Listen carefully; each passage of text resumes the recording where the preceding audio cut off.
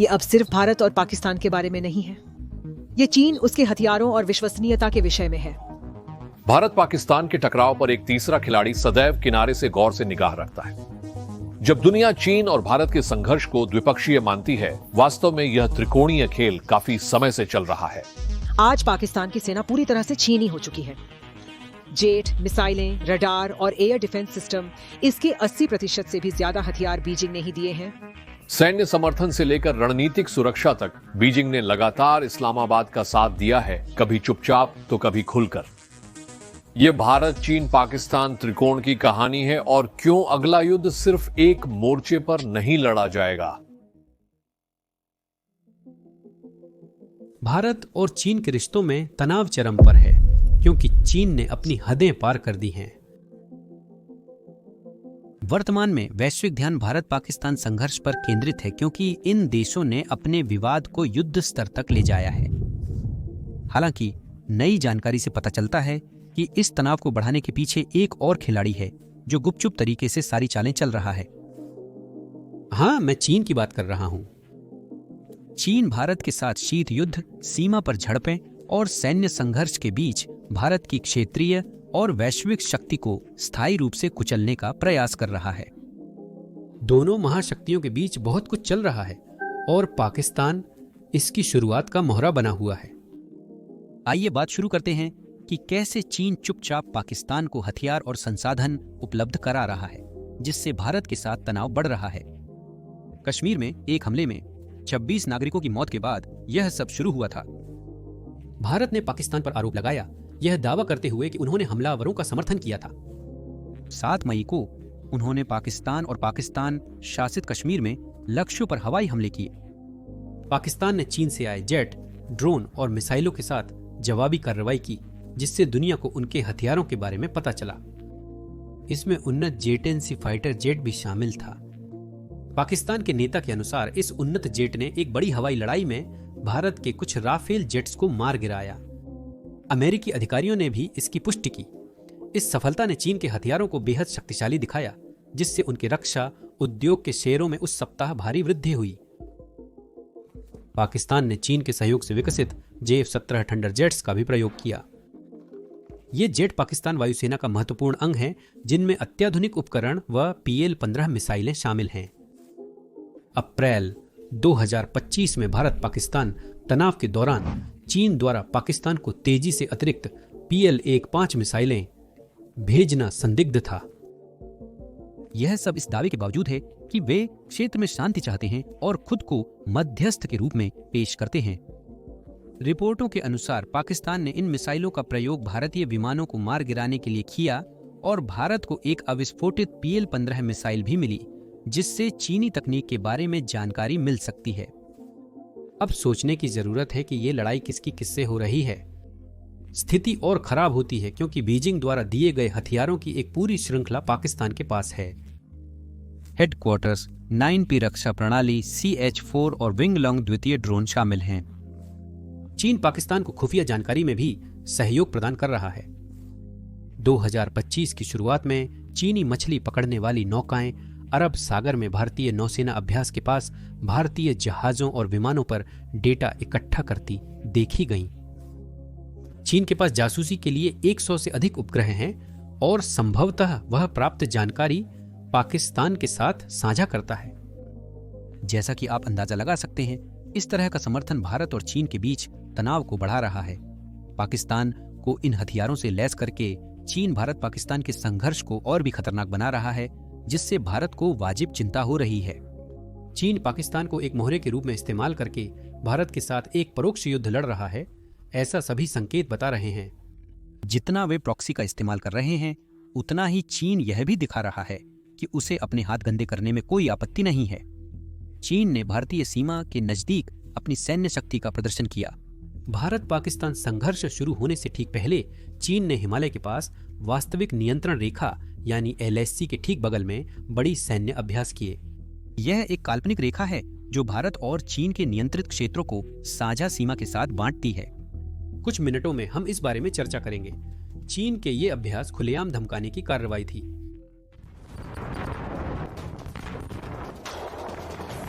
चीन social media पर सक्रिय है, गलत जानकारी फैला रहा है और सच बोलने वालों को डाउन वोट कर रहा है। ऐसी वीडियो चीनी कम्युनिस्ट पार्टी के बॉट्स के लिए मुख्य निशाना होती है ताकि वे उन पर हमला कर सकें और नापसंद कर सकें। आप लोग नीचे दिए गए लाइक और सब्सक्राइब बटन दबाकर हमारी मदद कर सकते हैं। यह हमारी वीडियो को काफी मददगार है। भारत की वर्तमान सच्चाई यह है कि उसके दोनों ओर शत्रु हैं।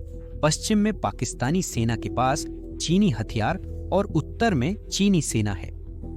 भारत खुद को घिरा महसूस करता है। यदि वह पाकिस्तान के खिलाफ कड़ा रुख अपनाता है तो चीन इसे हस्तक्षेप का बहाना बना सकता है, जिससे हालात बिगड़ सकते हैं। आप यह देख सकते हैं कि चीन कितना पक्षपाती है सिर्फ इस बात से कि वे मौजूदा संघर्ष के बारे में कितनी ज्यादा बातें करते हैं। उनके नेता और मीडिया पाकिस्तान के पक्ष में होने से भारत को काफी गुस्सा आता है।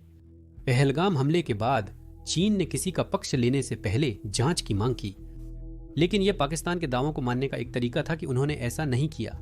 चीनी मीडिया का दावा है कि भारत ही समस्या पैदा कर रहा है और पुराने विवाद के वीडियो क्लिप्स दिखाकर चीन को कमजोर दिखाने की कोशिश कर रहा है।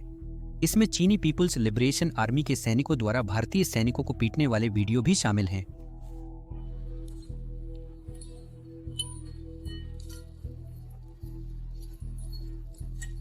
चीन की बदजुबानी से भारत को दूसरे देशों का समर्थन पाना मुश्किल हो जाता है और नेताओं पर कड़े कदम उठाने का दबाव बनता है। भारत में लोगों का चीन से अत्यधिक नाराज होना सरकार को कड़े कदम उठाने पर मजबूर कर सकता है, जैसे वास्तविक नियंत्रण रेखा पर और सैनिक भेजना या चीन के साथ 2024 की सीमा संधि को रद्द करना, जिसे कुछ बहुत नरम मानते हैं। चीन सबके सामने भारत को युद्ध की चुनौती दे रहा है। तनाव अब उकसावे की ओर बढ़ रहा है। चीन की सभी गतिविधियों का उद्देश्य भारत को कमतर दिखाना और उसके प्रभाव को घटाना है। चीन भारत को एक प्रमुख प्रतियोगी मानता है क्योंकि भारत मजबूत होता जा रहा है, अपने उत्पाद बना रहा है और अमेरिका जैसे देशों के साथ सहयोग कर रहा है। चीन भारत की प्रगति को रोकने के लिए पाकिस्तान का उपयोग कर रहा है ताकि भारत अपनी पश्चिमी सीमा की समस्याओं में उलझा रहे। इस प्रकार भारत अपने विकास इंडो पैसिफिक क्षेत्र या साझा सीमा पर चीन को चुनौती देने पर ध्यान केंद्रित नहीं कर पा रहा है। यह याद रखना बहुत जरूरी है कि पाकिस्तान को युद्ध में इस्तेमाल करने के लिए हथियार देकर चीन को यह देखने का सीधा मौका मिल रहा है कि उसके हथियार भारत की ताकत के सामने कैसे टिकते हैं। चीन बिना भारत से लड़े बेहतर हथियार बनाना सीख जाता है। भारत से सीधे टकराने तक वे पूरी तरह तैयार रहेंगे। सच कहें तो ये सिर्फ कठपुतली का खेल नहीं है। पाकिस्तान के पास भारत से लड़ने के अपने कारण हैं। चीन और पाकिस्तान हमेशा से प्रतिद्वंद्वी रहे हैं। चीनी कम्युनिस्ट पार्टी इस स्थिति का फायदा उठाकर पाकिस्तान की इतनी मदद कर रही है कि भारत सतर्क रहे, पर बड़ी तबाही न हो। ये हालिया संघर्ष जो वैश्विक सुर्खियों में बने हुए हैं, एक पुराने और गहरे भू राजनीतिक खेल की नई चालें हैं। चीन और अन्य महाशक्तियों के बीच ऐतिहासिक प्रतिस्पर्धा की जड़ों को समझना 2025 के चीनी कदमों को समझने में सहायक होगा। 1950 का दशक की शुरुआत में भारत और चीन के बीच अच्छे संबंध थे। पहले गैर कम्युनिस्ट देशों में से एक भारत ने 1949 में प्रधानमंत्री नेहरू के नेतृत्व में माओ जेडोंग के नए चीन को मान्यता दी थी। भारत की ब्रिटेन से आजादी और चीन की क्रांति के बाद दोनों देशों में पश्चिमी शक्तियों का सामना करने की भावना साझा थी। उन्होंने शीत युद्ध में तटस्थता और बड़ी ताकतों द्वारा निर्णय न लेने वाली दुनिया की वकालत पर साथ काम किया। 1950 का दशक के अंत तक परिस्थितियां बिगड़ने लगीं और माओ नई दिशा में जहाज को ले जा रहे थे। 1927 के बाद उन्होंने भारत को एक साझेदार की बजाय एक खतरा मानना शुरू कर दिया। उसी वर्ष तिब्बत के आध्यात्मिक नेता दलाई लामा चीनी शासन के विरुद्ध विफल विद्रोह के पश्चात भारत आ गए। माओ को भारत द्वारा दलाई लामा और हजारों तिब्बतियों को शरण देने पर नाराजगी थी। उनके लिए यह भारत द्वारा चीन के मामलों में हस्तक्षेप था, जिससे उनका पड़ोसी देश के प्रति रवैया बिल्कुल बदल गया। चलिए सीमा विवाद को समझते हैं, क्योंकि यही समस्या का मुख्य कारण है और इसी से चीजें उलझी हैं। भारत और चीन के बीच हिमालय पार 3400 किमी से अधिक लंबी सीमा है, जिसे कभी स्पष्ट रूप से परिभाषित नहीं किया गया। जब ब्रिटेन भारत पर और चीन अपने शाही राजवंशों के अधीन था, तब कभी किसी ने स्पष्ट सीमा रेखा निर्धारित नहीं की। उन्होंने पीछे अस्पष्ट संधियों, नक्शों और आपस में मेल न खाने वाले दावों का जाल छोड़ा। इस वजह से सीमा 3 मुख्य क्षेत्रों में विभाजित है: पश्चिमी, मध्य और पूर्वी प्रत्येक अपने अलग विवाद के साथ। पश्चिमी क्षेत्र में अक्साई चिन को लेकर सबसे बड़ा विवाद है, जो लगभग 38,000 वर्ग किमी में फैला एक ऊंचाई वाला रेगिस्तान है। भारत का दावा है कि अक्साई चिन जम्मू कश्मीर का हिस्सा है, जिसे 1865 की जॉनसन लाइन सहित पुराने ब्रिटिश नक्शों और सर्वेक्षणों में भारत का हिस्सा दिखाया गया है। चीन का दावा है कि शिनजियांग और अक्साई चिन उनका हिस्सा है, क्योंकि ऐतिहासिक रिकॉर्ड और पारंपरिक उपयोग इन्हें चीन से जोड़ते हैं।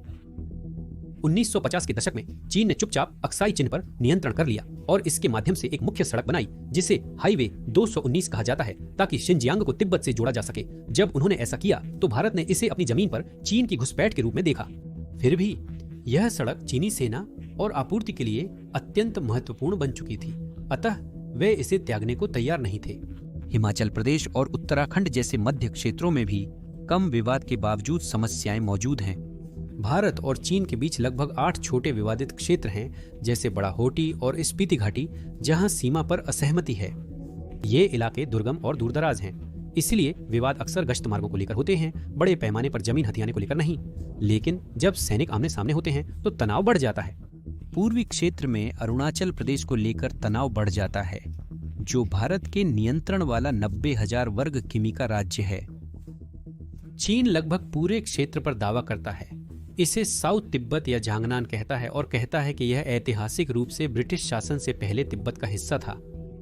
मुख्य क्षेत्र तवांग है, जो एक कस्बा है जहां एक बड़ा बौद्ध मठ है, और चीन कहता है कि यह सदियों पहले तिब्बती प्रशासन के अधीन था। भारत के दावे 1914 में शिमला सम्मेलन में ब्रिटिश भारत, तिब्बत और चीनी प्रतिनिधि द्वारा निर्धारित मैकमोहन रेखा पर आधारित हैं। इस रेखा ने अरुणाचल और तवांग को भारत की ओर रखा। चीन के अनुसार शिमला समझौता अमान्य है, क्योंकि उनके प्रतिनिधि को हस्ताक्षर करने का अधिकार नहीं था। वे मैकमोहन रेखा को पूरी तरह अस्वीकार करते हैं। पूर्वी क्षेत्र, विशेषकर तवांग का सांस्कृतिक और रणनीतिक महत्व होने के कारण एक बड़ा विवादित मुद्दा बन जाता है। इन सभी क्षेत्रों की मुख्य समस्या यह है कि दोनों पक्षों के बीच एक सहमत नक्शा नहीं है। 1842 की चिशोल संधि सहित पुरानी संधियां अस्पष्ट थीं, जिनमें पारंपरिक सीमाओं का पालन करने के लिए कहा गया था, लेकिन उन्हें स्पष्ट रूप से चिह्नित नहीं किया गया था। हिमालय के कठिन इलाके, नुकीली चोटियों, ग्लेशियरों और परिवर्तनशील नदियों के साथ भ्रम की पूरी रेसिपी तैयार है। 1950 के दशक के अंत तक अस्पष्ट सीमा माओ के भारत के प्रति सख्त रवैये के कारण तनाव का केंद्र बन गई। जब दोनों देशों ने अपने दावों पर आक्रामक रुख अपनाया तो हालात बिगड़ने लगे। 1950 का दशक के अंत में भारत और चीन ने विवादित सीमा क्षेत्रों में सैन्य चौकियां स्थापित करना शुरू किया। भारत अक्साई चिन या मैकमोहन रेखा के पास एक चौकी स्थापित करता और चीन अपनी चौकी के साथ जवाब देता। 1919 में पश्चिम में कोंका पास और पूर्व में लोंगजू में भारत और चीन के सैनिकों के बीच छोटी झड़पें हुईं, जिनमें 9 भारतीय सैनिक मारे गए। दोनों पक्ष जोखिम भरा खेल खेल रहे थे, जो कभी भी विस्फोट हो सकता था। 1960 में चीन और भारत के बीच युद्ध हुआ। माओ ने चीन की ताकत दिखाने का मौका देखा, खासकर क्योंकि उस समय दुनिया क्यूबा मिसाइल संकट में उलझी हुई थी। अक्टूबर 1960 में चीनी सैनिकों ने अक्साई चिन और पूर्वी सेक्टर पर 2 मोर्चों पर जोरदार हमला किया। भारतीय सेना पूरी तरह अचंभित थी। उनके पास हथियार, शीतकालीन वस्त्र और ऊंचाई पर युद्ध का प्रशिक्षण नहीं था। चीन की सेनाएं आगे बढ़ती गईं और बड़े हिस्से पर कब्जा कर लिया। 1 महीने बाद चीन ने युद्ध विराम घोषित किया और अरुणाचल प्रदेश से वापस हट गया, किंतु अक्साई चिन अपने पास ही रखा। यह युद्ध एक निर्णायक मोड़ था। भारत के लिए यह एक करारी और गहरे घाव देने वाली हार थी। चीन के प्रति विश्वास टूटा और देश ने अपमानित महसूस किया। चीन के लिए यह जीत थी, जिससे अक्साई चिन में उनकी सड़क सुरक्षित हुई और भारत को उनकी शक्ति का एहसास हुआ। युद्ध ने सीमा विवाद को हल नहीं किया, बल्कि उसे जमे हुए रूप में छोड़ दिया। चीन ने अक्साई चिन 38,000 वर्ग किलोमीटर अपने नियंत्रण में रखा, जबकि भारत ने अरुणाचल प्रदेश को। वास्तविक नियंत्रण रेखा LAC अनौपचारिक सीमा बन गई, लेकिन यह कोई स्पष्ट रेखा नहीं है। यह ज्यादा एक ऐसे क्षेत्र है जहां दोनों पक्ष गश्त लगाते हैं और वे अक्सर इस बात पर असहमत रहते हैं कि यह कहां शुरू होती है और कहां खत्म होती है। वास्तविक नियंत्रण रेखा पर कम से कम 15-20 जगह है, जैसे देपसांग मैदान, गलवान घाटी और पेंगोंग तेसो, जहां उनके नक्शे मेल नहीं खाते, जिससे निरंतर तनाव बना रहता है। 1960 के बाद भारत और चीन एक लंबे ठंडे गतिरोध में फंस गए। उनकी बातचीत सीमित थी और नियंत्रण रेखा शांत परंतु सुरक्षित रही। दोनों पक्षों ने सीमा पर सैनिकों और आपूर्ति जमा कर दी, जिससे यह विश्व का सबसे सैन्यीकृत क्षेत्र बन गया। चीन ने भारत के प्रतिद्वंद्वी पाकिस्तान से नजदीकियां बढ़ानी शुरू की, उन्हें हथियार दिए और 1927 में एक समझौते पर हस्ताक्षर किए, जिसमें पाकिस्तान के कब्जे वाले कश्मीर का एक हिस्सा लिया, जिस पर भारत दावा करता है। भारत के लिए यह दोहरा झटका था। चीन अब न केवल सीमा पर खतरा था, बल्कि भारत के दुश्मन के साथ भी काम कर रहा था। 1960 और 1970 के दशक भी प्रतिद्वंद्विताओं से भरे थे। 1977 में भारत ने सोवियत संघ के साथ मित्रता संधि की, जिसे चीन ने खुद को घेरने की कोशिश माना। 1954 में भारत के पहले परमाणु परीक्षण के बाद चीन सतर्क हो गया और उसने भारत को एक उभरती शक्ति माना। 1980 के दशक तक दोनों पक्षों को लगा कि उन्हें थोड़ा पीछे हटना चाहिए। 1988 में प्रधानमंत्री राजीव गांधी ने दशकों में पहली बार चीन की महत्वपूर्ण यात्रा की। उन्होंने व्यापार बढ़ाने, संस्कृति साझा करने और सीमा पर बातचीत जारी रखने पर सहमति जताई, ताकि युद्ध फिर न हो। यह स्थिति को शांत करने की दिशा में एक कदम था, परंतु सीमा विवाद अभी भी अनसुलझा रहा। वास्तविक नियंत्रण रेखा एक अस्पष्ट रेखा थी और दोनों पक्ष आक्रामक गश्त करते हुए एक दूसरे के दावे वाले इलाकों में घुस जाते थे। 1990 और 2000 के दशक में भारत और चीन ने अपनी सीमा को संभालने की कोशिश की, जबकि उनकी प्रतिद्वंद्विता बढ़ती रही। 1999 और 1999 में वास्तविक नियंत्रण रेखा को शांतिपूर्ण रखने के लिए समझौते हुए। हथियारों के बिना अचानक सैन्य अभ्यासों से परहेज और समस्याओं के समाधान हेतु नियमित वार्ता। इससे छोटी झड़पों को बड़ा संघर्ष बनने से रोका गया, लेकिन मुख्य समस्या सहमति सीमा का अभाव बना रहा। इस बीच दोनों देश धन और शक्ति में निरंतर वृद्धि कर रहे थे। दोनों के बीच व्यापार 2010 तक 70 अरब तक पहुंच गया, जिससे वे बड़े आर्थिक साझेदार बन गए। लेकिन भरोसा बहुत कम था। चीन ने श्रीलंका और पाकिस्तान जैसे देशों में बंदरगाह बनाए, जिसे भारत ने हिंद महासागर में घेरने की कोशिश के रूप में लिया। भारत ने अमेरिका, जापान और ऑस्ट्रेलिया के साथ संबंध मजबूत किए और क्वाड जैसे समूहों में शामिल हुआ, जिसे चीन ने अपने प्रभाव को चुनौती के रूप में देखा। पर सीमा पर घटनाएं जारी रहीं, जैसे 2013 में चीनी सैनिकों द्वारा डेपसांग में हफ्तों डेरा डालना या 2014 में चुमार में दोनों पक्षों का आमना सामना। घटनाओं को वार्तालाप से सुलझाया गया, परंतु यह दर्शाता है कि वास्तविक नियंत्रण रेखा बहुत संवेदनशील थी। 2017 में भारत, चीन और भूटान की सीमाओं के मिलन स्थल डोकलाम पठार पर हालात गंभीर हो गए। चीन ने भूटान द्वारा दावा की गई जमीन पर सड़क निर्माण शुरू किया, जो भारत के सिलीगुड़ी कॉरिडोर के निकट है। चिकन नेक नामक यह कॉरिडोर एक भू राजनीतिक और भू आर्थिक कॉरिडोर है, जो पूर्वोत्तर के 7 राज्यों को भारत के बाकी हिस्सों से जोड़ता है। अपने सबसे संकरे हिस्से में यह लगभग 20 किमी चौड़ा है, जो भारत के लिए एक कमजोरी है। अगर दुश्मन इसे कब्जा लेता है तो भारत अन्य राज्यों से पूरी तरह कट जाएगा, जिससे एक सैन्य और आर्थिक संकट बन जाएगा। भारत ने सड़क निर्माण रोकने सैनिक भेजे, क्योंकि उन्हें डर था कि युद्ध में यह सड़क चीन को उनके उत्तर पूर्वी हिस्से को काटने का अवसर दे सकती है। 73 दिनों तक दोनों पक्ष अपने अपने स्थानों पर हजारों सैनिक और भारी उपकरणों के साथ डटे रहे। बातचीत द्वारा वे पीछे हटे, परंतु डोकलाम एक चेतावनी थी। इससे पता चला कि भारत चीन का मुकाबला करने को तत्पर है और भूटान को भी शामिल कर सीमा विवाद को और उलझा दिया है। 2020 में गलवान घाटी संघर्ष हुआ, जो 1960 के बाद सबसे भयंकर लड़ाई थी। तनाव पहले से ही बहुत ज्यादा था। भारत वास्तविक नियंत्रण रेखा पर लद्दाख की दारबुक शियोक दौलत बेग ओल्डी सड़क जैसे पुल और सड़कें बना रहा था, ताकि चीन के इंफ्रास्ट्रक्चर से मुकाबला किया जा सके। चीन ने इसे भारत द्वारा संतुलन बदलने के प्रयास के रूप में देखा। 2019 में भारत ने जम्मू कश्मीर का दर्जा बदलते हुए लद्दाख को अक्साई चिन सहित एक अलग केंद्र शासित प्रदेश बना दिया। चीन ने इसे एक चुनौती के रूप में लिया। शी जिनपिंग के नेतृत्व में चीन भी एक बेहद आक्रामक विदेश नीति अपना रहा था। जून 2020 में लद्दाख की गलवान घाटी में एक भीषण संघर्ष हुआ। वास्तविक नियंत्रण रेखा समझौतों के कारण बंदूकों का इस्तेमाल नहीं हुआ, केवल डंडे, पत्थर और मुक्कों का प्रयोग किया गया। 20 भारतीय सैनिक शहीद हो गए और चीन ने लगभग 40 सैनिक खोए, हालांकि उन्होंने कभी संख्या की पुष्टि नहीं की।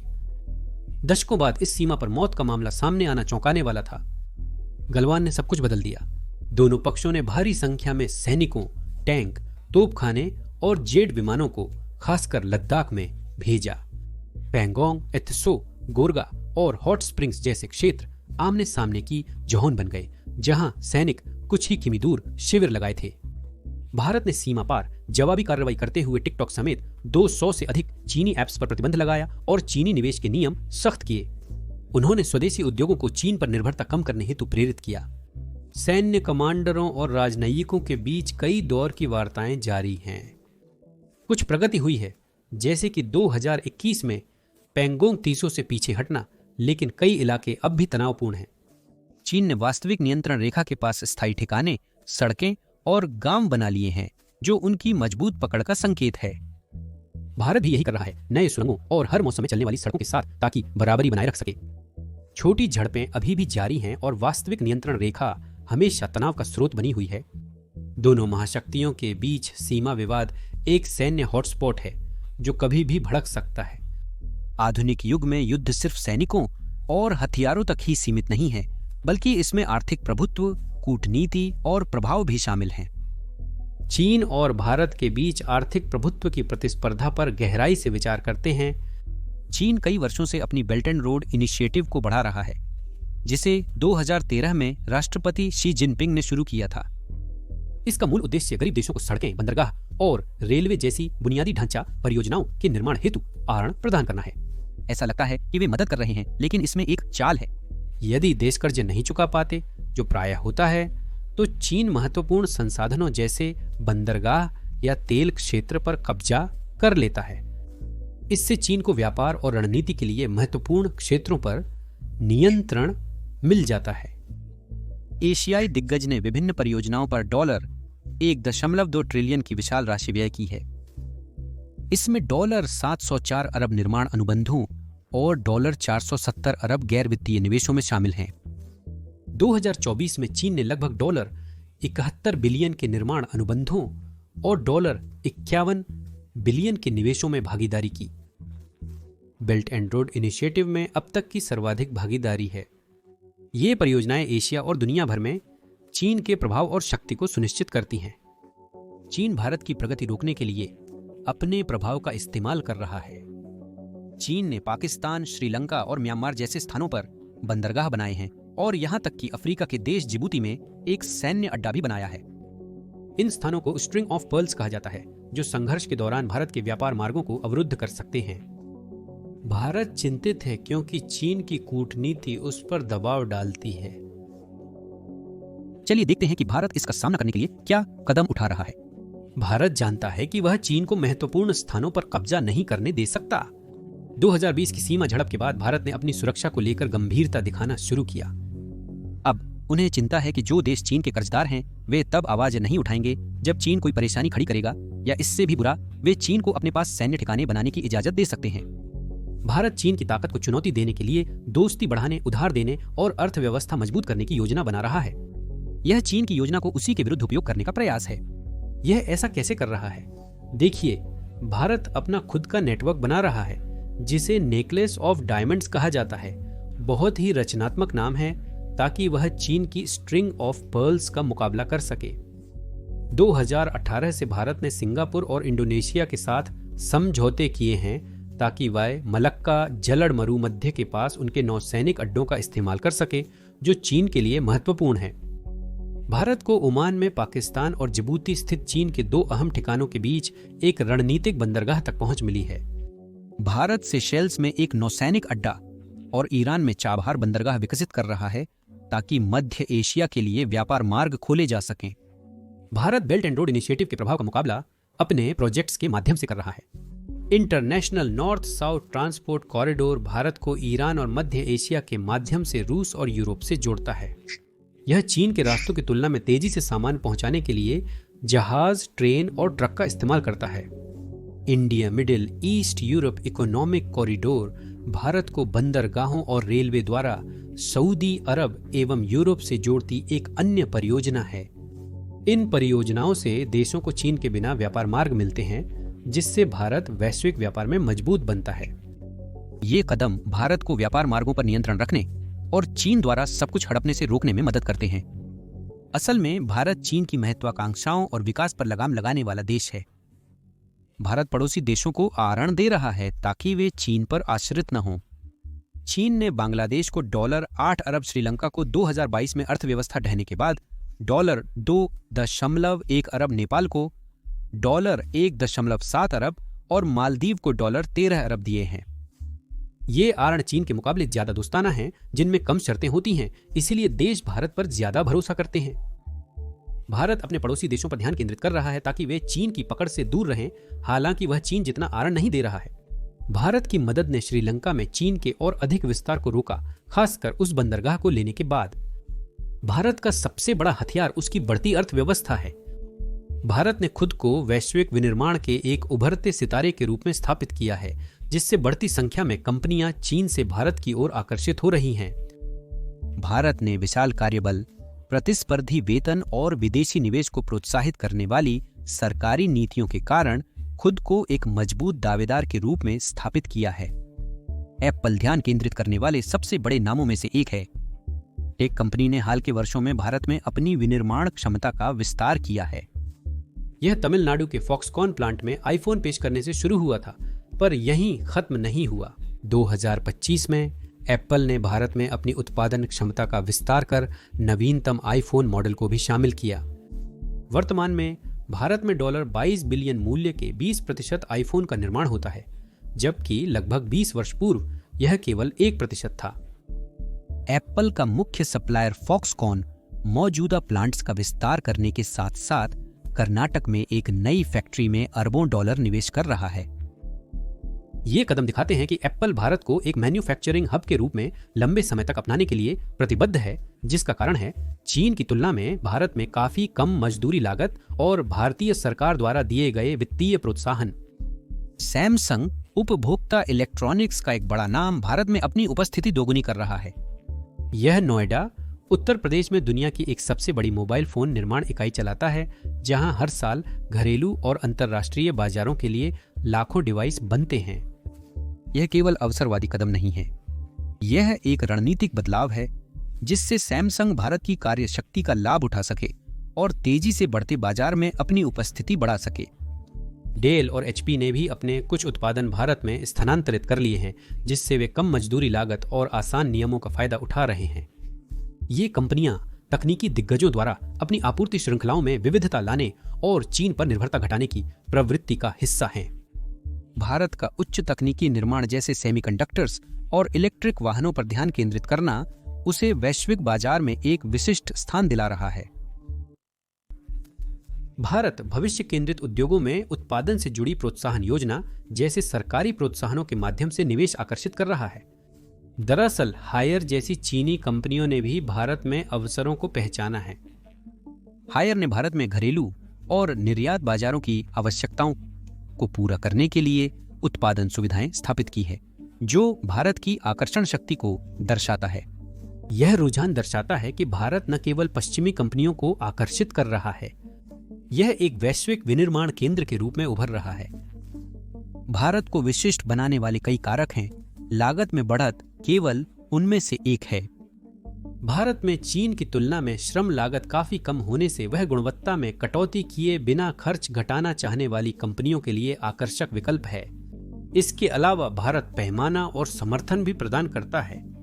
यहाँ की कार्यशक्ति विशाल और निरंतर कुशल होती जा रही है और सरकार की व्यापार समर्थक नीतियां कंपनियों के विकास के लिए अनुकूल वातावरण बनाती हैं। इसीलिए भविष्य में भारतीय अर्थव्यवस्था चीन से भी तेजी से बढ़ने की उम्मीद है। 2024 में भारत की ग्रॉस डोमेस्टिक प्रोडक्ट वृद्धि दर लगभग 7% थी, जबकि चीन की 4.82% थी। यह रुझान 2025 में भी जारी रहेगा, जिसमें भारत 6.46% की दर से और चीन 4.48% की दर से बढ़ने का अनुमान है। जहां तक वृद्धि दर की बात है, भारत स्पष्ट रूप से चीन से आगे निकल रहा है। इस वृद्धि के बावजूद कुछ मामलों में चीन अब भी आगे है। उनकी अर्थव्यवस्था $18.5 ट्रिलियन की है जो भारत की अर्थव्यवस्था से बहुत बड़ी है, और वे विश्व व्यापार का 11% नियंत्रित करते हैं, जबकि भारत का हिस्सा मात्र 2.7% है। लेकिन चीन को भी समस्याएं हैं। अमेरिका के साथ व्यापार युद्ध उन्हें भारी पड़ रहा है और उनके निर्यात में पहले ही तेज गिरावट आ चुकी है। अंततः उन पर 145% टैक्स लग रहा है। चीन और भारत क्षेत्रीय और वैश्विक प्रभुत्व के लिए संघर्ष कर रहे हैं, जिससे वे एक दूसरे के विरोधी बन गए हैं। अपने धन का इस्तेमाल करके वह देशों को अपने ऊपर निर्भर बना रहा है। उम्मीद है कि वे वफादार बने रहेंगे। दूसरी ओर भारत नई मित्रता बना रहा है, समझदारी से लोन दे रहा है और निर्माण के लिए एक नया स्थान बनता जा रहा है। दोनों ही व्यापार मार्गों पर नियंत्रण और एशिया में सबसे बड़ी ताकत बनना चाहते हैं। यह एक कठोर प्रतियोगिता है जहां प्रत्येक कदम महत्वपूर्ण है। भारत चीन से आगे रहने के लिए निरंतर प्रयास कर रहा है। चीन से कम सामान खरीदने के लिए सरकार ने वहां से आने वाले इलेक्ट्रॉनिक्स और कपड़ों पर अधिक टैक्स लगाया है। भारत ने चीनी कंपनियों द्वारा देश में निवेश करने पर सख्त नियम लागू कर दिए हैं। चीनी निवेशों के लिए अब विशेष मंजूरी लेनी होती है, जिससे उनकी गति धीमी हो जाती है।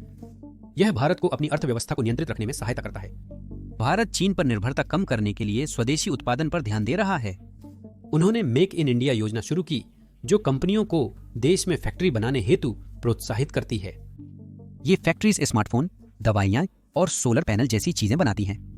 प्रोडक्शन लिंक्ड इंसेंटिव स्कीम नामक एक योजना भारत में निर्माण करने वाली कंपनियों को वित्तीय प्रोत्साहन देती है। उदाहरण स्वरूप, जो कंपनियां फोन के पार्ट्स या इलेक्ट्रिक कार बैटरियां बनाती हैं, उन्हें भारत में सेटअप लगाने पर अतिरिक्त फंड प्राप्त होते हैं। गुजरात और तमिलनाडु जैसे राज्यों में और अधिक फैक्ट्रियां खुल गई हैं। आज भी भारत का चीन के साथ बड़ा व्यापार घाटा है। वह चीनी सामानों पर लगभग 85 अरब डॉलर ज्यादा खर्च करता है, जितना वह उन्हें बेचकर कमाता है।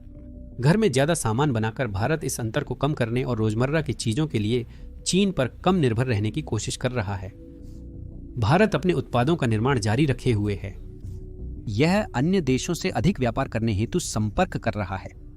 सरकार यूरोपीय संघ, अमेरिका और ऑस्ट्रेलिया के साथ व्यापार समझौतों पर काम कर रही है। ये समझौते भारतीय उत्पादों जैसे वस्त्र और सॉफ्टवेयर के निर्यात और उन्नत मशीनरी के आयात को सरल बनाते हैं। ये समझौते तकनीक साझाकरण पर भी केंद्रित हैं, जैसे उन्नत कंप्यूटर निर्माण और लिथियम जैसी बैटरी सामग्री प्राप्त करना। Bharat Indo Pacific economic framework का हिस्सा है, जिसमें अमेरिका, जापान और दक्षिण कोरिया शामिल हैं। यह समूह भारत को नए आपूर्तिकर्ता खोजने में मदद करता है, ताकि उसे चिप्स या स्टील जैसी चीजों के लिए चीन पर निर्भर न रहना पड़े। जापान और भारत अब इलेक्ट्रिक कार के पुर्जों पर सहयोग कर रहे हैं। ये व्यापारिक साझेदारियां भारतीय अर्थव्यवस्था को सुदृढ़ व वैश्विक रूप से जोड़ रही हैं। ये भारत को सामान बनाने के लिए एक प्रमुख स्थान बनने में भी मदद करती है, जिससे वह दुनिया की मुख्य फैक्ट्री के रूप में चीन की भूमिका को चुनौती देता है। भारत वैश्विक संबंध बनाकर व्यापार के अनेक विकल्प सुनिश्चित करता है, ताकि किसी एक देश पर निर्भर न रहना पड़े। अब आइए बात करते हैं कि भारत दुनिया भर में अपनी दोस्तियों के साथ कैसे समझदारी से कदम उठा रहा है। भारत ब्राजील, रूस, इंडिया, चीन और साउथ अफ्रीका जैसे समूहों का हिस्सा है, और ग्रुप ऑफ 20 का भी, जहां सबसे शक्तिशाली देश व्यापार या जलवायु जैसे वैश्विक मुद्दों पर चर्चा करने के लिए मिलते हैं। ब्रिक्स में, जिसमें ब्राजील, रूस, चीन और साउथ अफ्रीका शामिल हैं, भारत प्रयास करता है ताकि चीन का वर्चस्व न हो।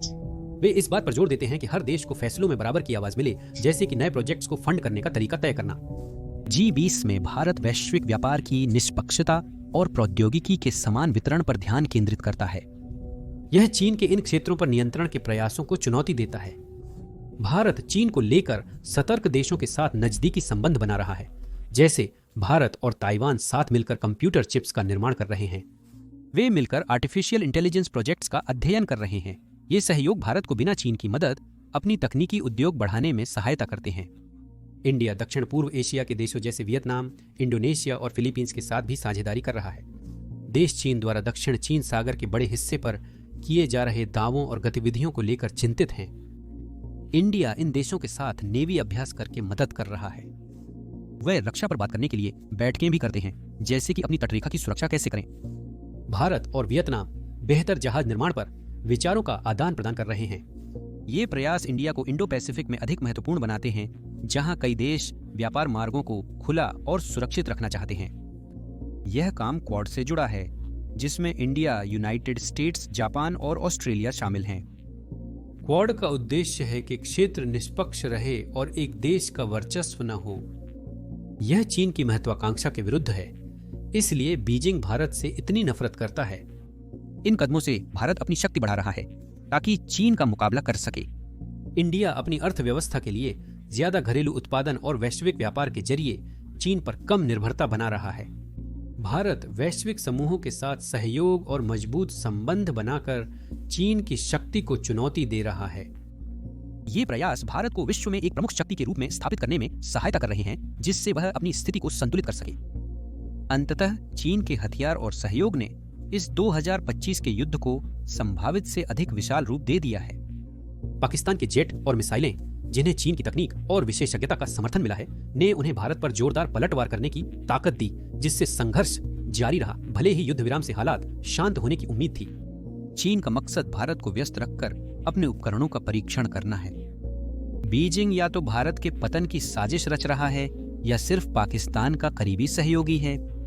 चीन इस तीव्र संघर्ष का एक प्रमुख कारण है और यह भारत, पाकिस्तान और विश्व के लिए दक्षिण एशिया में शक्ति संतुलन के बारे में सोच बदल रहा है। लेकिन भारत आसानी से नहीं गिरेगा, और अगर गिरेगा भी तो मजबूत सेना, विकसित अर्थव्यवस्था और ऊंचे पदों पर मित्रों के साथ चीन शायद अपनी क्षमता से अधिक दुस्साहस कर सकता है। स्पष्ट है कि भारत और चीन की प्रतिद्वंद्विता केवल शक्ति संघर्ष नहीं है। यह एक मुकाबला है जो एशिया का भविष्य और वैश्विक व्यवस्था तय करेगा। आने वाले कुछ साल तय करेंगे कि कौन प्रमुख शक्ति बनकर उभरेगा। देखने के लिए धन्यवाद।